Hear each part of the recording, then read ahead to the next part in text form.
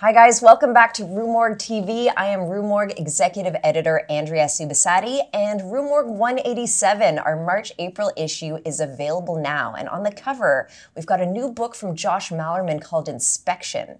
And if Josh Malerman sounds familiar to you, he is the author of Bird Box. So we've got a great interview from him about his new book, which is really Orwellian, dystopian.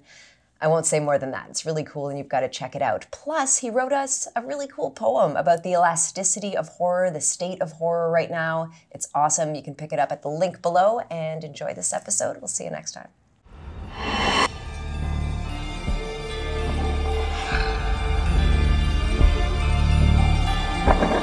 The house is a very old place.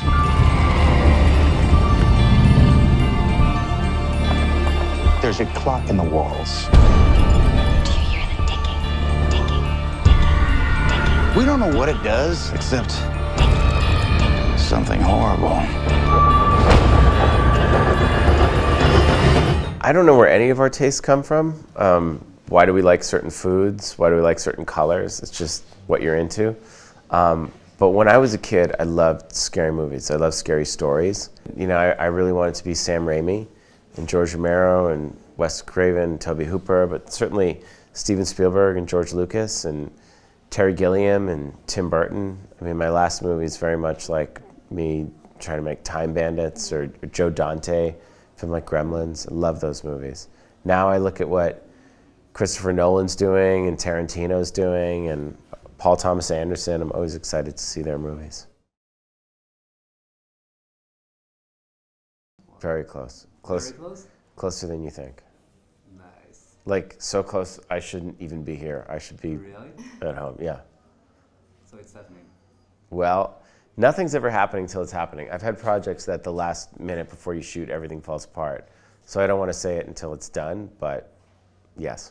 I mean, right now, horror's in a really good place. You know, there's a lot of interesting movies that are coming out and a lot of new filmmakers. I mean, I think there's a whole world in digital. That's why I co-founded Crypt TV to launch a whole bunch of characters mobile, and it's been really great. There's so many different filmmakers, male and female. Like, people are getting a chance to really create new characters and new monsters. So I see that. That to me is how I see people. I don't think it's the only way. I just think it's another way that people are going to be consuming scary stories.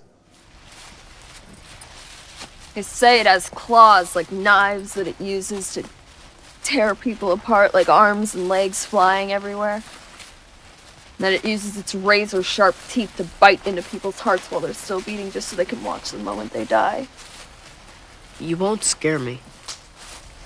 Ask anyone. She's real. So is she?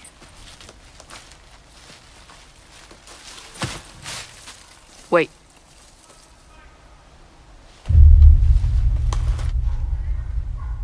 I think the first time I realized that I'd even made a zombie movie to some extent was when I premiered at Tribeca in April, and I was doing an interview and somebody said, so, you know, what kind of zombie movie or what zombie movies were you influenced by? And I said, wait, what? I mean, of course I knew that, you know, Mina was undead and everything, but for some reason that aspect of it, like thinking of it as an actual zombie movie, never really came into play for me. I see it more as like a twisted fairy tale. I mean, it's really an allegory about abuse. I was worried for a while about the idea, especially with horror, the idea of rules and mythology and things like that. And then at a certain point, I just said, you know, all of these types of stories are playing with the laws of nature and creating rules and things that kind of can defy, you know, the laws of nature. And I was like, if anybody deserves to be able to, you know, to kind of withstand the injustice of what she goes through, it's Mina. So I just said, you know, I'm just going to go with it. And instead of saying, you know, I'm going to go watch every horror movie I can find, I said, you know what, I'm actually not going to do that. And let me just see what happens if I start to, you know, go with my instincts and just see what my kind of horror movie would look like. So I went and did the short, which was like a sketch, and I was playing with the idea, like, could I do a horror movie that's really quiet, with no soundtrack, and could it be like, have this like weird tender feeling to it, even though it's also scary, you know? And so I played around with that stuff, but there was some stuff like working with kids and some of the more violent aspects of the feature, because of resources I couldn't explore with the short. So I had to kind of, you know, put those aside and wait until I could do it with the feature. I know love exists.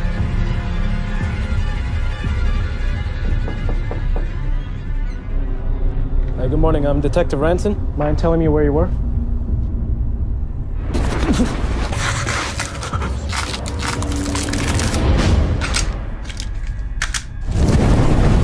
I take people, their voice, their shape, their look, their memories, their hopes and dreams, everything that makes somebody who they are. I take it and I keep it for good. You hear, Rachel? Do you consider yourself a good person? Does being good really matter? Bad things happen to good people all the time, right? If I don't do this, I'll die. I'm not ready to die, which means you'll have to.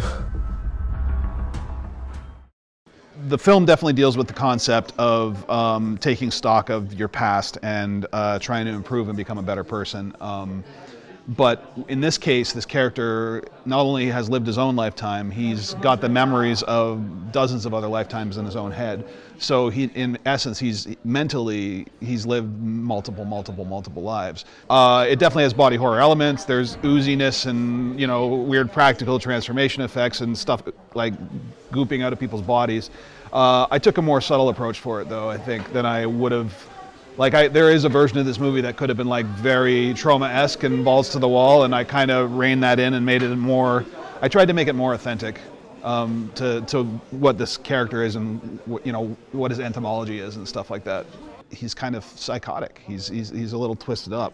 And I think maybe what I was trying to say there is that you're born with one thought pattern, and then all of the sort of influences around you inform who you become as a person. And if you fall into one ideology or another, you could cause a lot of damage simply by not being open to fresh concepts and ideas. If you live in a very narrow path in your life, like if you're born heavy white supremacist and that's all you know, that's all you're going to know, and until somebody from the outside may not change your mind, but open your eyes to other realities.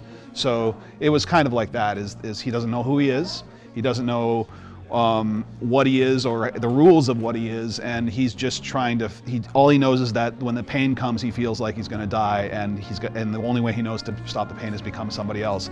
So that's been his life.